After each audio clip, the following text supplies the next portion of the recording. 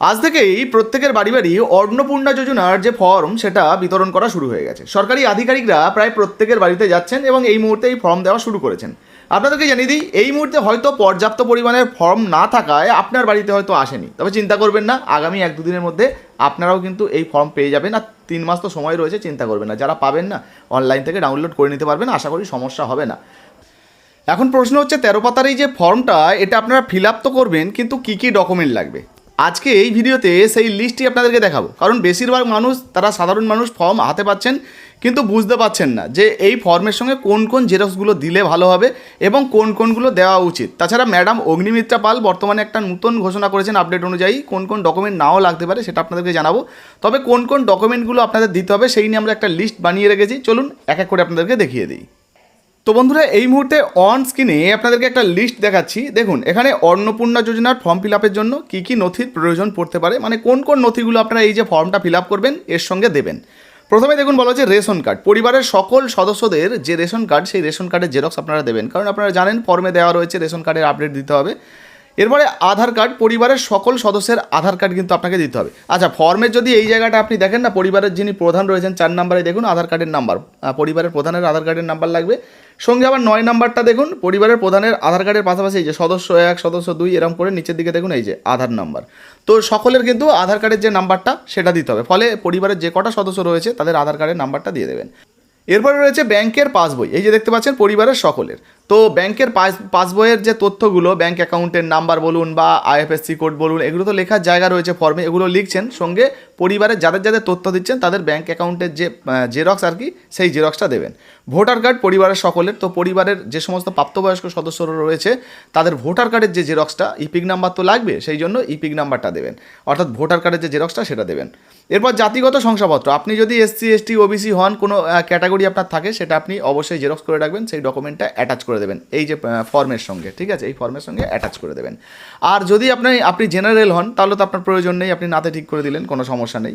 এরপরে দেখুন বলা হয়েছে 6 নম্বরে পর্চা বা দলিল পরিবারের যে সকল ব্যক্তির আছে। দেখুন, ধরুন আপনার পরিবারে 5টা সদস্য, তো 5 জনের নামেই যে জমি থাকবে এমনটা নয়। পরিবারের ধরুন যিনি প্রধান রয়েছেন তার জমি জায়গা রয়েছে, তো সেক্ষেত্রে তার কত শতক জমি রয়েছে সেটা আপনি যেমন ফর্মে লিখছেন, মানে উল্লেখ করছেন, এবং সেই অনুযায়ী জমির যে কাগজপত্র সেটা আপনি কিন্তু অবশ্যই একটা জেরক্স দিয়ে দেবেন। মাথায় রাখবেন, সম্ভবত এটা আমরা যতটা বুঝতে পারছি প্রকৃত ভারতবাসী যারা, তাদেরকেই তো এই প্রকল্পের সুবিধা দেওয়া হবে। তো ফলে হয়তো সরকার দেখতে চাইছে যে কারা প্রকৃত ভারতবাসী কারা নয়, সেই জন্যই হয়তো জমির তথ্য চাওয়া হচ্ছে। এবং যারা ধরুন বাংলাদেশ থেকে এসছে বা অনুপ্রবেশ করে এসছে, তারা যাতে না এই প্রকল্পের সুবিধা পায়, সেই জন্যই হয়তো এই জমির তথ্যটা চাওয়া হচ্ছে। আচ্ছা, এরপরে দেখুন বলা হয়েছে 4 চাকা। 7 নম্বরে এই ফর্মে কিন্তু একটা জায়গা রয়েছে যেখানে যদি আপনার 4 চাকার গাড়ি থাকে তাহলে গাড়ির নাম্বার, রেজিস্ট্রেশন নাম্বার সেগুলো উল্লেখ করতে হবে। আর যদি আপনার থাকে তাহলে সেই গাড়ির যে রেজিস্ট্রেশন বুক, মানে সেই তথ্য কিন্তু আপনাকে দিতে হবে। আর যদি আপনার না থাকে তাহলে নাতে ঠিক করে দিন। আশা করব বেশিরভাগ মানুষেরই হয়তো নেই, এইটার প্রয়োজন পড়বে না, অর্থাৎ এই ডকুমেন্টটা হয়তো তাদের দিতে লাগবে না। যাদের যাদের নেই নাতে ঠিক করে দেবেন, দিতে লাগবে না। এরপর দেখুন স্বাস্থ্য বিমা, যদি আপনার স্বাস্থ্য বিমা থাকে, কোনো ধরুন বেসরকারি স্বাস্থ্য বিমা করে রেখেছেন, তার প্রিমিয়াম কী লাগছে ফর্মে তো লিখতে হবে। যদি স্বাস্থ্য বিমা থাকে তাহলে স্বাস্থ্য বিমার তথ্যটা দেবেন।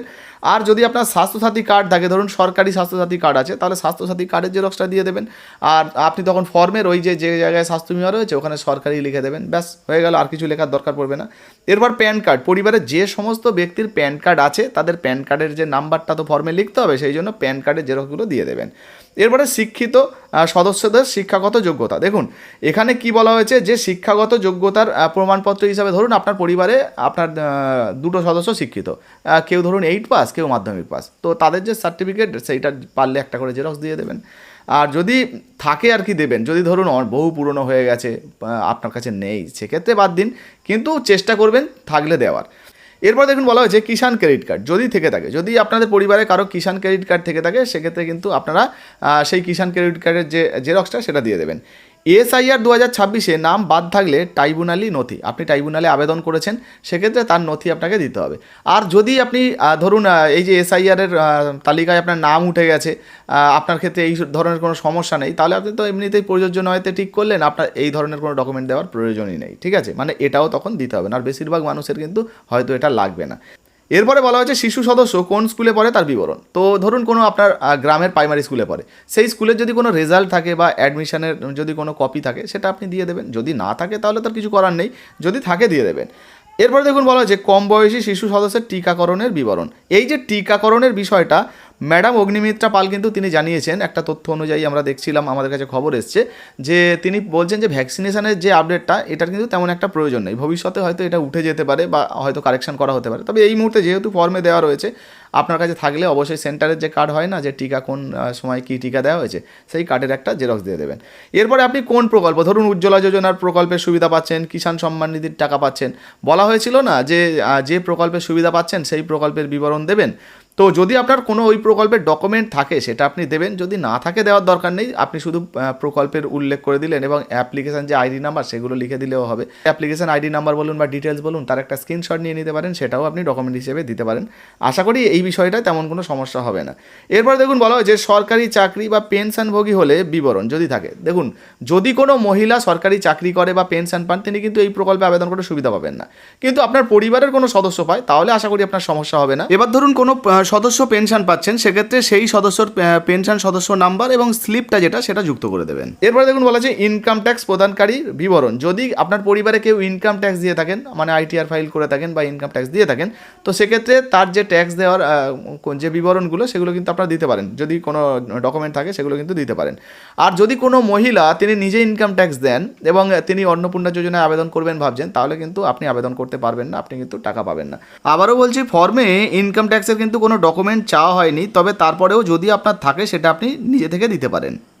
তো দেখতে পেলেন গুরুত্বপূর্ণ যে সমস্ত ডকুমেন্টগুলোর কথা বলা হয়েছে সেগুলো কিন্তু আপনাদেরকে জানিয়ে দিলাম। হ্যাঁ, আরেকটা অতিরিক্ত তথ্য জানিয়ে দিই, ম্যাডাম অগ্নিমিত্রা পাল আরও জানিয়েছেন যে পাকা বাড়ি, যাদের 3টে পাকা বাড়ি আছে কি না সেখানে যে টিক দেওয়ার ব্যাপারটা, তো এটাও হয়তো ভবিষ্যতে কারেকশন করা হতে পারে, নতুন কোনো আপডেট এলে সেটা জানাবো। তবে এই মুহূর্তে দেখতে পেলেন কোন কোন ডকুমেন্টগুলো লাগতে পারে, মানে কোন কোন ডকুমেন্টগুলো আপনাদের রেডি করতে হবে। এর মধ্যে যে সমস্ত গুরুত্বপূর্ণ ডকুমেন্টগুলো আপনার আছে সেগুলো অবশ্যই দেবেন, একদম যেগুলো নেই সেগুলো আপনি কোথায় পাবেন। যদি না থাকে সেগুলো আপনি ছেড়ে দিতে পারেন, কিন্তু চেষ্টা করবেন যে সমস্ত গুরুত্বপূর্ণ ডকুমেন্টগুলো রয়েছে সেগুলো অবশ্যই যেন আপনি জমা করেন, তাহলে টাকা পেতে আপনার সমস্যা হবে না। নাহলে ডকুমেন্টের অভাবে হয়তো আপনারটা ক্যান্সেল হয়ে গেল, পেন্ডিং হয়ে গেল বা রিজেক্ট হয়ে গেল, তাহলে তো সমস্যা হতে পারে না। যেগুলো আছে অবশ্যই কিন্তু দিয়ে দেবেন।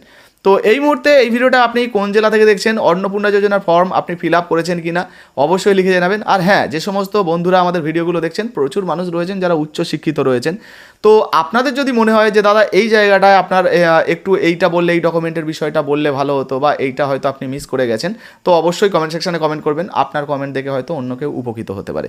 ভিডিও ভালো লাগলে লাইক দিয়ে শেয়ার করে দেবেন। ফেসবুক থেকে দেখছেন, এখনও পর্যন্ত আমাদের ছোট্ট পেজটাকে ফলো করেননি, অবশ্যই ফলো করে পাশে থাকবেন।